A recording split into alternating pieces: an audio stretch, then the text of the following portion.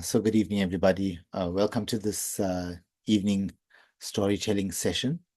I'm so glad I've got some like V's. I'm glad you joined the session because I actually had you very much in mind when I had prepared uh, this little talk.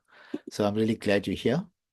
And so let me put into PowerPoint mode, sharing mode, and we'll start the chat. Okay.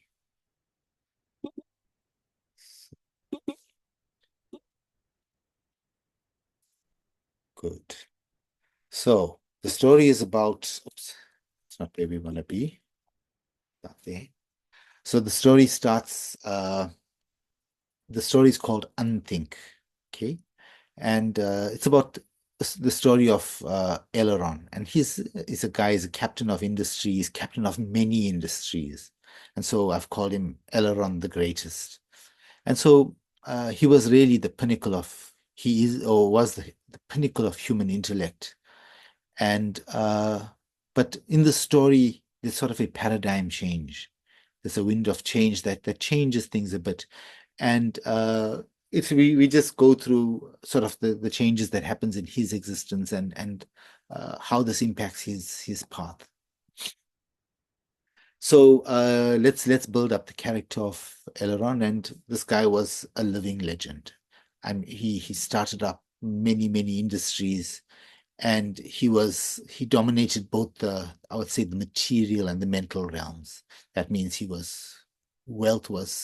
had insurmountable wealth, and he had insurmountable intelligence as well, and he had optimized virtually every aspect of his life. So he was like a finely tuned machine.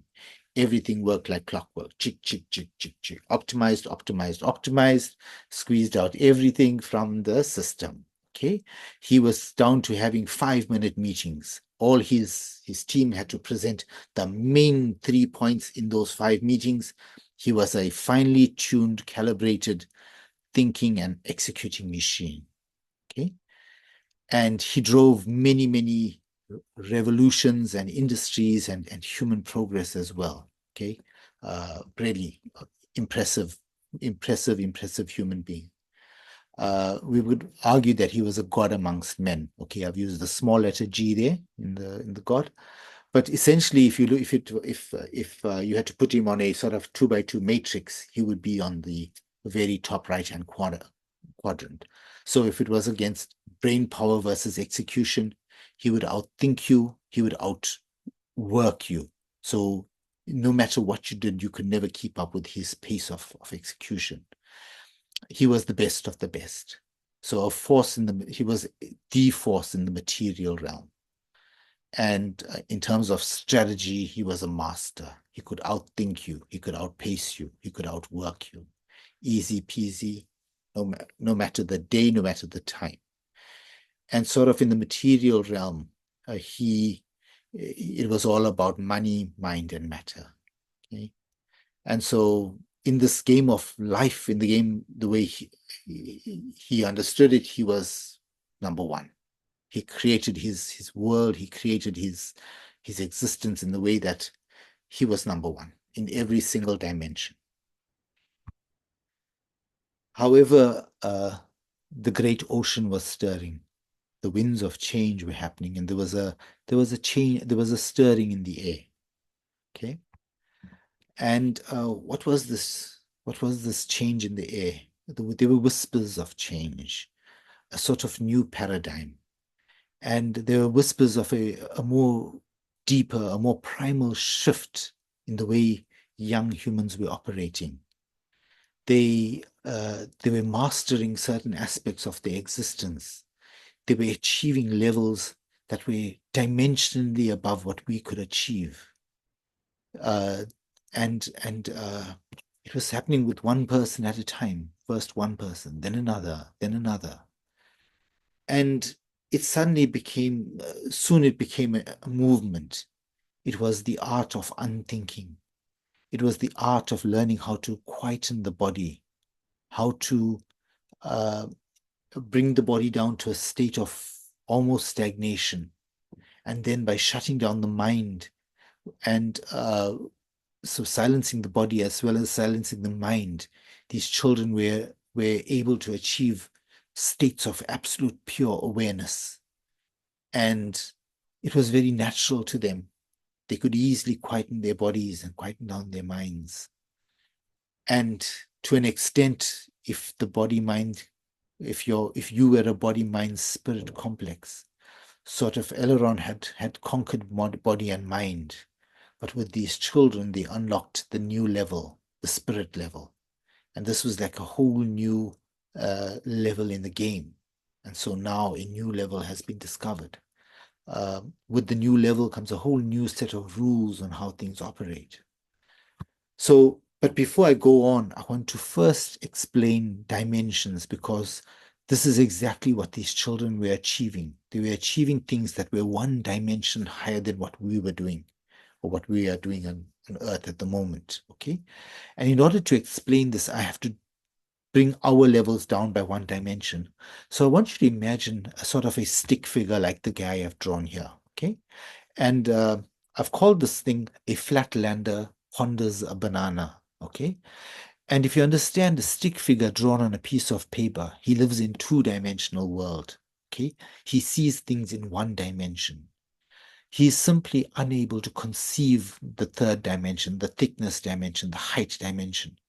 And so for him, it's almost virtually impossible for him to understand a banana, a concept for us in 3D world a child could understand. But him being one of the most advanced in 2D world, he could not understand the concept of a banana. And only if the banana was sort of passed through his frame would he would see slices like little lines, which would then create a banana shaped grid pattern, but he would never fully understand what a banana was. Okay. And so this is the dilemma of a two-dimensional entity trying to ponder a next higher level entity, its three-dimensional entity, for example. And so if our flatlander had to sort of describe the banana, he would say, you know what, it's unknowable, it's unthinkable. What I'm trying to experience is undefinable, it's indescribable, and you can only experience it. And if we had to draw this analogy to sort of 3D world, it would be a 3D being trying to understand a four-dimensional object. We would describe it as the same: unknowable, unthinkable, undefinable, indescribable, and you can only experience it. Now, funnily, this definition that I've put in here is actually coming from an Upanishad, the Mandukya Upanishad, and how they describe the self. So what I'm saying, I'm going to say it upfront now, that for me, that the self is mathematically a higher dimensional body of yours. And I mean it not in a wishy-washy dimensional way. I mean it as as an additional spatial dimension within your body mind spirit complex. So what that means is when you are able to operate in the fourth dimension as a three-dimensional being, again, I'm going to draw it back down to 2 dimensions and 3 dimensions. It's like being able to operate in 3 dimensions upon a 2-dimensional being. So imagine this guy on this piece of paper here, again in flatland. This hand, this 3-dimensional hand, if it had to cut him out of the paper and pick him up of the paper, this would be for the people all around an absolute miracle, because he would have vanished, because he would have stopped existing on that piece of paper, on that plane of the paper. And once you've taken him out, you could put him out of the outside that paper, and then it would be a miracle that he vanished and then he reappeared. And similarly, you could have taken him up and flipped him 180 degrees and placed him down.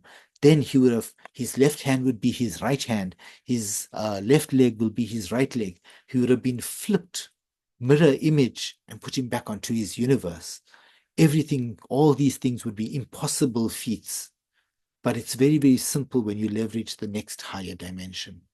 So it's almost like you have to understand that his world is like one little sheet on a post-it, whereas our three-dimensional world can see infinitely many post-its. So whilst he lives on just one universe, we can see infinitely many universes.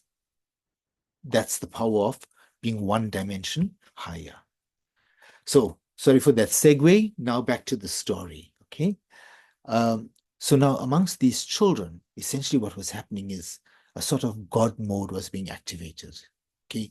They were accessing mysterious capabilities, and the gifts were ample. They could do what I call was X location. So you could be bilocation or trilocation or quadlocation, where they could seemingly split the body into multiple uh, versions of themselves and be in multiple locations at once. They had complete body, mind, spirit control. So this means complete control over the parasympathetic system, the mental system, everything, and they could access healing modes of the body simply by shutting down and activating certain parts which we thought we could not control. Then you have tele-X. So these are all the range of tele capabilities. So telepathy, telekinesis, teleportation. So these were also being unlocked. These are all capabilities of a next higher dimension. So if you look at the mathematical definition of a fourth dimension, you not time as I mean a next spatial dimension. You will see that these definitions apply. The next one was clear X or clear X, as I would say the spiritualists would say. So clear audience. You could have spirit level senses, spirit level seeing, hearing, sight, and so forth, touch and whatever. And all these are all advanced capabilities. So these children were literally unpacking, unlocking their fourth dimensional selves and their fourth dimensional capabilities. So this, I told you, included telepathy. They were accessing inner portals within themselves to then transport their consciousnesses into other galaxies, into other places, simply by the process of advanced mental manipulation. They could seemingly move through matter and solid walls because there was a different understanding of how the 3D realm worked. They were accessing instant knowledge from what's called the Akashic records, the universal set of records. It's almost like a cloud system of all the shared information of the universe, and you simply access it by frequency and resonance. And it was so easy. So you can see that in the picture, all these kids have this sort of light near the third eye. This is the symbol of that accessing that fourth dimension. And so it was so simple for them. They were using their natural ability, easy peasy, they're doing it. And they were getting instant results simply by closing their eyes and silencing their minds. They were able to immediately access advanced mode in the system. And then eventually they were accessing technologies that made the mundane, it made the impossible ordinary in our existence. And so it became effortless mastery. But coming back to our friend Aileron and his nemesis, the ability to unthink, Aileron finds himself staring into the mirror. How does one unthink? How do you silence the very engine that built your greatness? Aileron faces a very, very difficult challenge because everything he's learned, every strength he knows is to work his mind. And this is counterintuitive to shut down the mind, to unthink. And for him, he could not understand the logic behind it. He could not understand how to do it. But he felt it, he felt this coming up like an old childhood memory when he was 12, and all the kids could see the three-dimensional image. Everyone could see the squirrel in the picture. And it's simply you need to relax your eyes and do less to see the squirrel. But unfortunately, try as he might, poor Aileron could never see the squirrel. He could not relax his mind, and the harder he tried, the more elusive it became. So this was the simplicity paradox that we have Children are naturally, they have a natural ability to just let go. We talked about how Ganesha was able to forgive. This is the power of the inner child. When it lets go, even today, you can go back and get your inner child to let go of certain things. The benefit to your body today is almost immediately. So it's sometimes as a child, it's easy to just let go. Whereas Aaron, he found a struggle. He found that his brilliant mind was his greatest obstacle.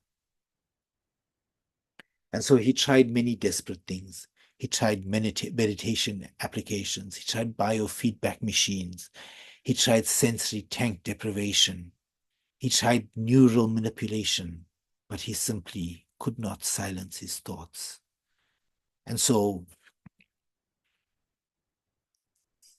he found that the mind was like quicksand. It was the more he tried, the more it resisted, and the frustration cycle became worse and worse. Uh, he simply could not find the path. So his ego mind became his prison.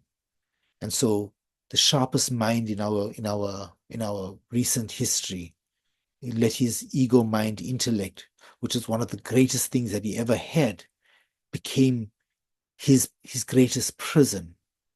It held him into a spot where he could not escape this ego mind prison.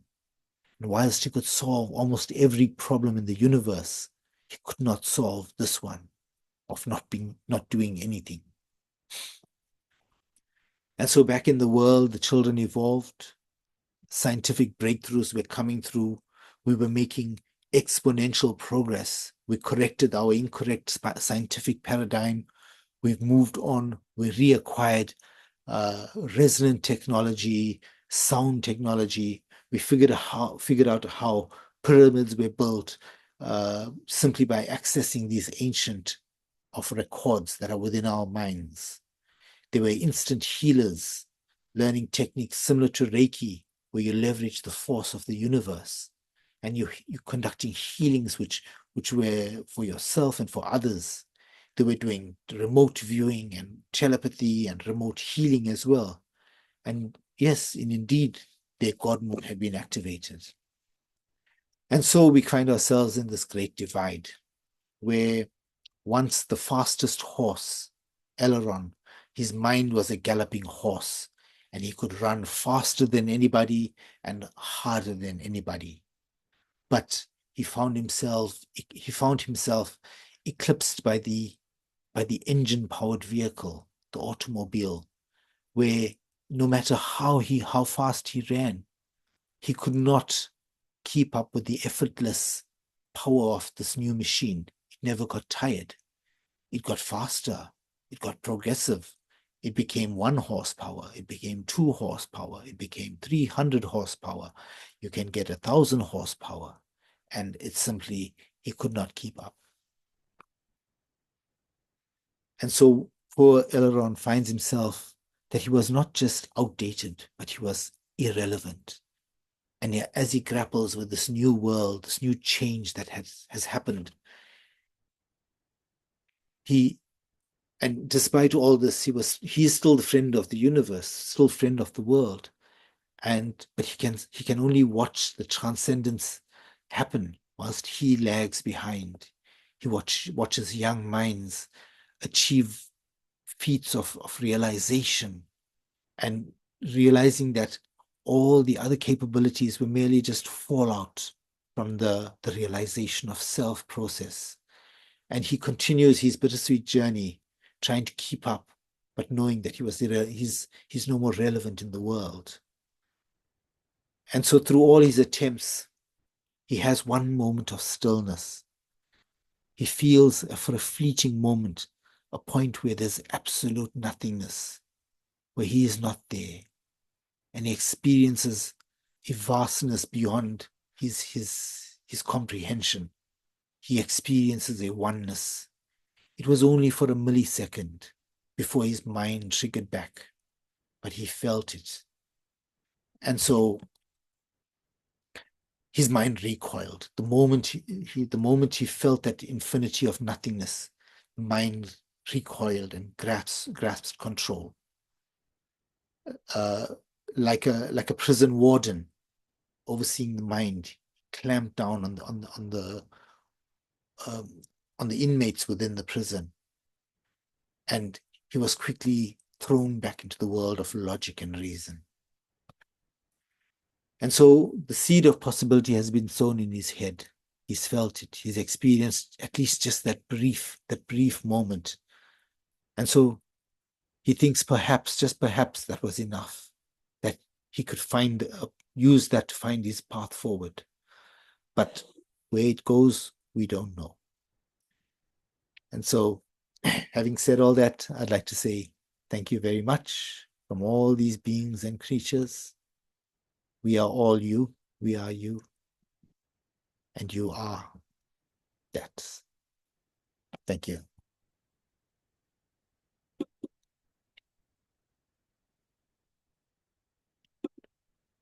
Have I put everyone else to sleep? No, no, no.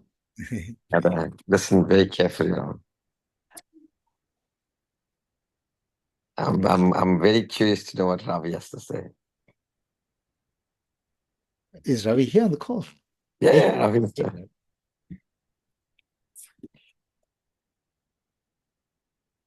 Or maybe I'll kick it off. I'll kick it off. So interesting.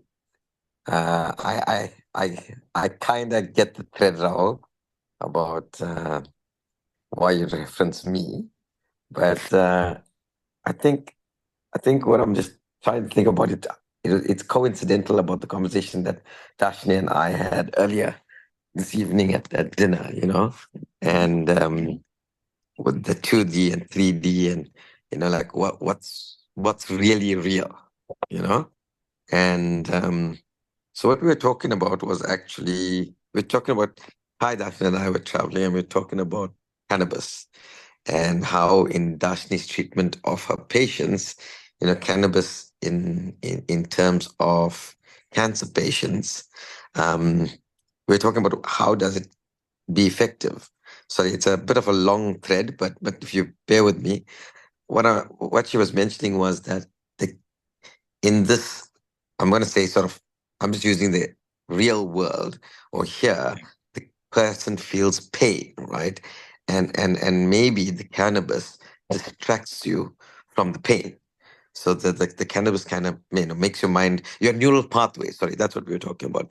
It says that the neural pathways that stimulate pain is actually distracted away from the pain by firing in a different direction, which is distracting you from, let's call it, this world.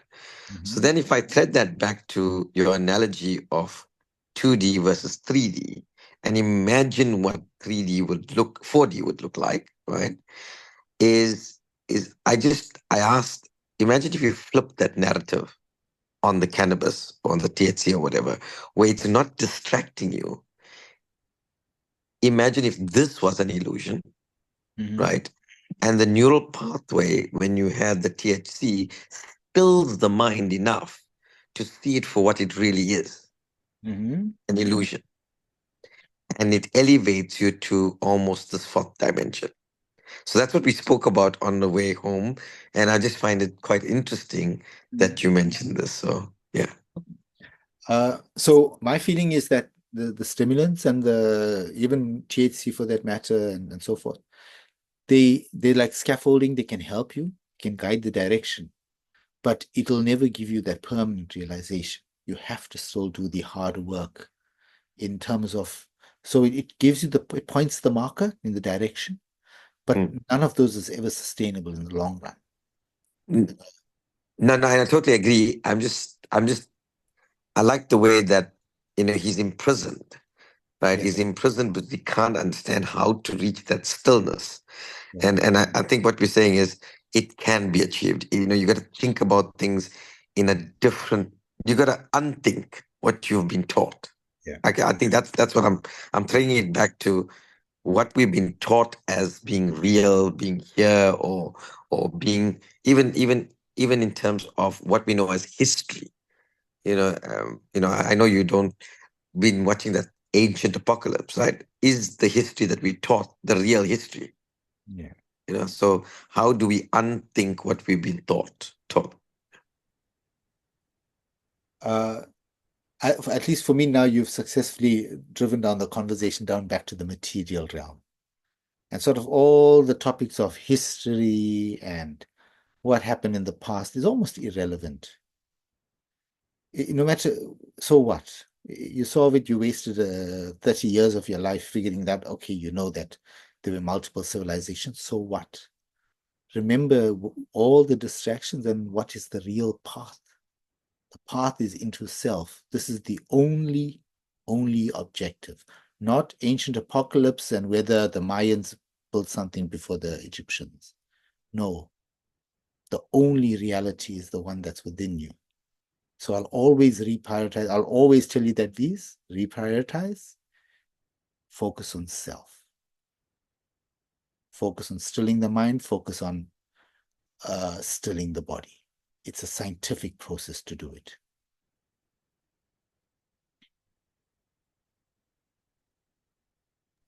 Mhm. Rahul, for me, the hardest thing is to actually stop thinking or to quieten the mind. Yeah, I yeah. haven't, I haven't been able to achieve that. And I mean, even when I was, doing the morning sessions Mhm, with you guys, I'm breathing and doing everything, but my mind is still thinking about what I need to do to get ready for the morning, mhm. you know. Yeah. And I found it, and I still find it such a struggle. And I don't know, it's because that's just the way I'm equipped as an individual, or Mm, most of us are equipped. Because you're thinking about work, you're thinking about what you need to cook for supper, you're thinking about all the chores you need to get done or whatever. And it's like it's like somehow you've got to be selfish for yourself. Like you've got to put yourself first. mm, And yeah, in order to get to that space, you've got to stop worrying about everything. mhm. And for me, that's like really, I don't know how to ever get to that space. So the mind has to be trained, Rushni. It's simple as that. You have to consider it like any other muscle or organ or in the body. If you Mm, want muscular biceps, you need to train it. Simple as that. And similarly with the mind, it's like an untrained puppy at the moment. You haven't really, and not you, I mean all of us. We haven't really yeah. trained the mind uh, to be focused and accurate and laser pointed like it could be. So it really is, and in the Bhagavad Gita, actually, there's a chapter where Arjuna actually asked that. He says, Krishna, the mind is so turbulent. It's so it's like chasing the wind almost. It's so hard to control. How do we do this? And then Krishna explains it, and it's unfortunately it's still back to basics. And he talks about the breath, and he talks about the mind, and it has to happen slowly and surely, but slowly you have to teach it. Every time a thought comes, you'll be aware when the thought comes. Don't interact with it. Let it go. Remember, you need to carve out that time and honor that time for yourself. And the Mm, mind's job is to bring in thoughts. Your job is to try to unthink. So during those 15 minutes of silence or whatever, you need to say, no, this time is mine exclusively for me. No mm, thoughts. So when they do, you don't interact with them. You just watch them go past. You watch them go past and you bring your awareness back to the breath. And it'll happen 30 to 40 times in 5 minutes. Do it. Bring it back to the breath. It'll run off somewhere else. You bring it back to the breath. It runs off mm, somewhere else. You bring it back to the breath. And you have to slowly but surely train it like that. But this is the way it works, unfortunately. mm. Um, any other comments, questions from anybody?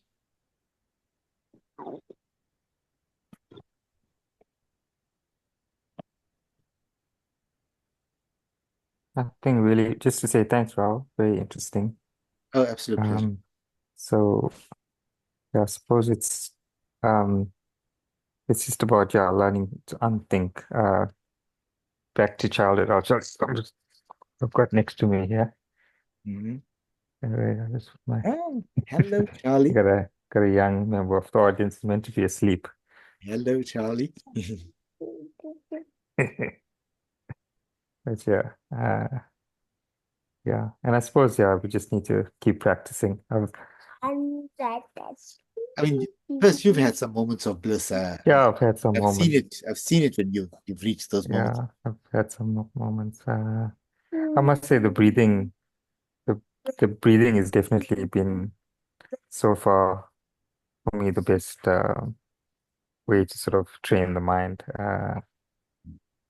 So yeah, I think we just need to keep practicing, but it's just few moments that I've ever experienced have been like blissful. Yeah. But again, that's the thing. It's experience, direct experience. And the more you have that direct experience, you know what you know. And it's then now just trying to replicate it more and get it more often and more frequently and more repeatable. Find a procedure that's repeatable.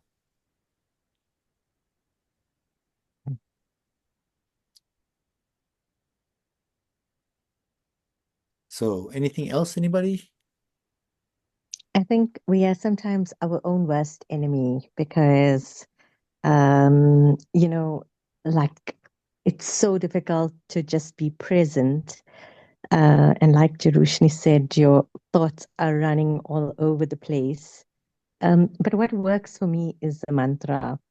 And I find like if my mind starts wandering, I just come back to that. And it does work for me, but it's practice. You have to like keep at it, even if these thoughts come, like you said, you just be aware of them and let them pass. Yeah. Yeah. Yeah. At the end of the day, it's really like training a little puppy. And eventually he will sit. Eventually he will roll over. Eventually he will do all, it's trainable. Just we haven't done so as humans too much. Very good, everybody. If there's nothing further, I'm going to then thank you all. I wish you all a wonderful evening. Hope you liked story time. And Thank you. see you soon. Thanks, Very good. Rahul. Thanks, Rao. Pleasure, pleasure. Thank you. Thank you.